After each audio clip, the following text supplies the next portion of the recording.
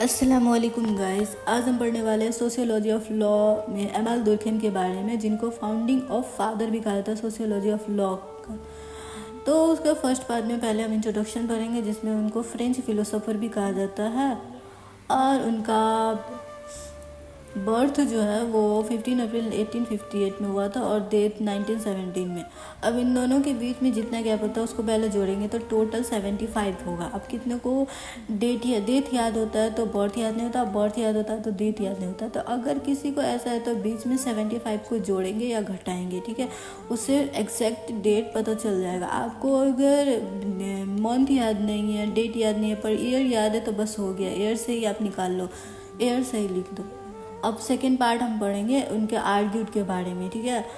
Argued में हम according to Emile Durkheim law as the social glue, मतलब Emile Durkheim का मानना है कि लॉ कानून समाज का जोड़ने का काम करता है एक गोंद की तरह। उसके बाद जाके society as a fact, as a reality, ठीक है। Durkheim argued that society is a social fact, something external to the individual but capable of constraining individual behavior। उसके बाद जाके सोशल फैक्ट के बारे में पढ़ेंगे, जिसमें सोशल फैक्ट में इंक्लूड्स होते हैं नॉर्म्स, वैल्यूज, लॉ, कस्टम और इंस्टीट्यूशंस, ठीक है।